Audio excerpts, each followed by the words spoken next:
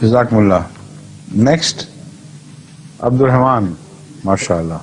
What is the significance of oath in the Holy Quran? Of what? Oath, Goddess oath, qasam. Qasam. Qasam? Yeah. The word qasam is al-aman. But you said something else, I couldn't follow it. Oh, said oh. Oath. Oath, I thought you were using some Arabic term for that, and I said I didn't know anything of such thing. You're talking about oath. Oath, yes. That's fine. So this can be said as qasam, as aman, and also without these words it is expressed by the word waw, letter waw, and the letter te or letter be. These are the three letters used in Arabic to indicate oaths. So oath has a very wide area of applications. Sometimes the oath only means to call to witness, not directly, but to indicate that this phenomenon is a proof for the truth of the claim which we are making. So when you say was-samaa'i zaatil buruj wal yawmil maw'ud wa shahidin wa mashhud, then the events of the future are mentioned by way of witnesses. The word vow is used for the oath. And here the oath has a different meaning than when we take oath of Allah, in the name of Allah. Here it simply means when these things appear in the heaven, then remember that these things will happen on earth. So when such events take place on earth, then look for a shahid who will come to bear witness of the truth of al-mashhud Hazrat Muhammad Rasulullah sallallahu alaihi wasallam. So this is one way that the word oath or the symbols which indicate oaths can be interpreted. Another is shahada. In shahada, the oath acquires a very different meaning.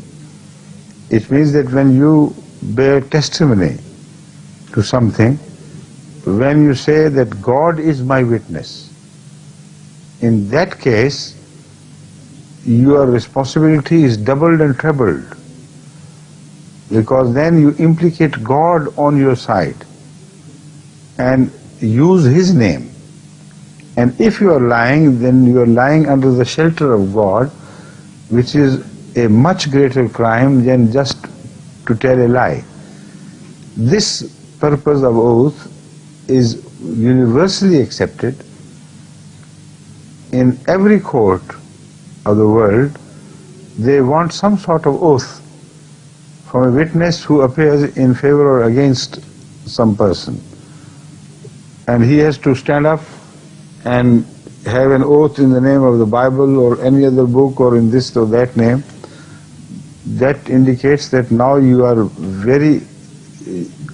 become answerable, not only to us but to God. You have become answerable with double responsibility. You can't say, I made a mistake, forgive me, I told a lie, but without realizing the seriousness.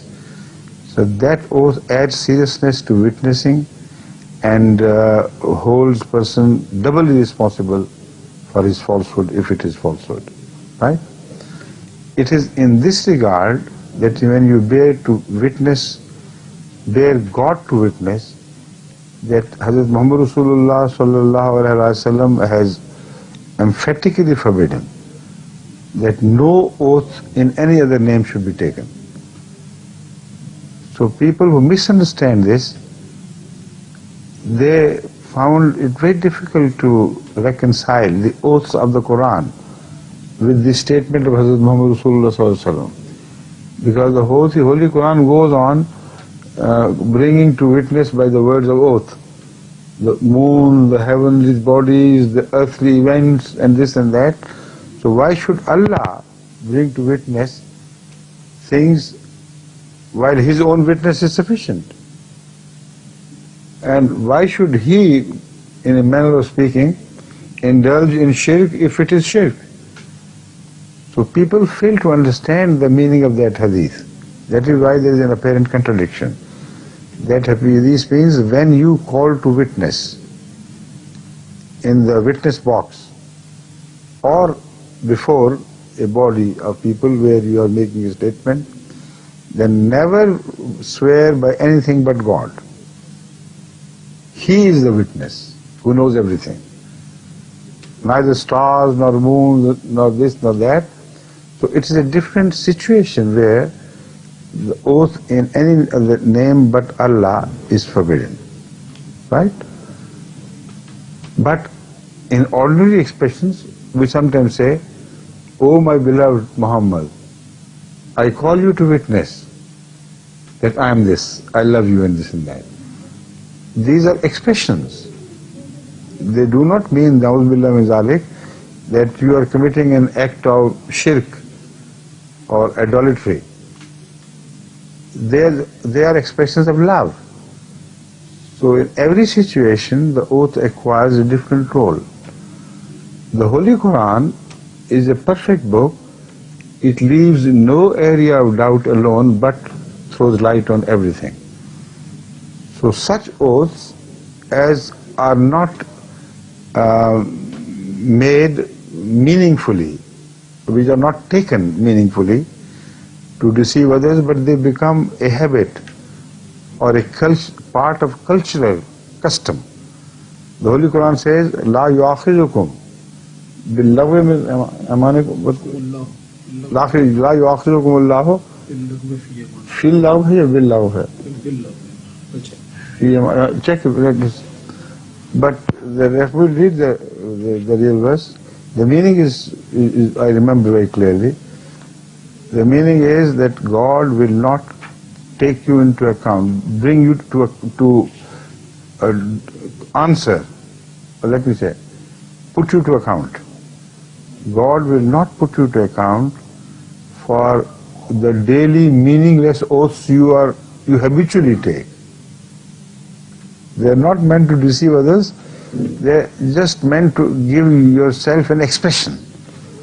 So all oaths, whether they express love or emphasize things, or without realizing what you're talking, you go on saying, "Wallah billah ta'ala, this is Wallah billah ta'ala," you know. God will not take that seriously at all. Allah knows the human beings are stupid, they do it through things. Or sometimes, by habit, sometimes, just practically they do it. But if you do it intentionally to deceive others in the name of God, then He'll put you to account. He'll not forgive you unless you seek forgiveness and mend your ways. لا يؤاخذكم الله باللغو في أيمانكم. باللغو في. Yes. لا يؤاخذكم الله باللغو في أيمانكم. Right. Right? Is that enough, or you want some more on this? It's enough. Enough, good, thank you. There is another important thing we should be remembered about the breaking of oath. The Holy Quran speaks of certain punishments or reformatory measures for those who take oath and then break that oath. This must be very clearly understood what it means. It does not mean at all that you bear false witness about something and you break it if you please and then give the kafara for that. If this is the meaning, then the whole trustworthiness of Islam will be destroyed, or the Muslims, I should say. It's not at all meant. That oath is something else, where you make a promise, a firm promise, that I will do that in relation to the future. You fall short of doing it. To act upon your promise becomes impossible. So such promises which are voluntary, in the sense that you don't have to make those promises, but once you make them, they become obligatory upon you because merely of the qasam which you used for that.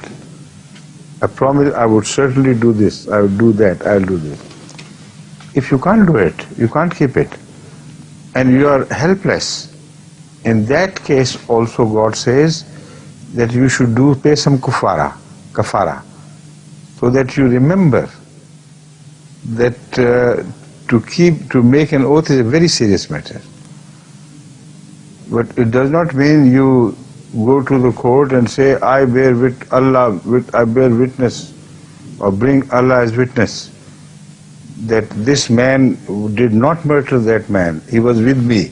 We were eating together at that time 100 miles away from this place. While that man has murdered. Allegation was right. And you say, all right, I'll give kafara. No kafara will be accepted, whatever you think of it, whatever it may be, in such a false statement and breaking of oath, or violation of oath. So remember this difference as well. Oaths are of different types, and kafara relates only to promises made on oath, not in relation to the false statements on oath.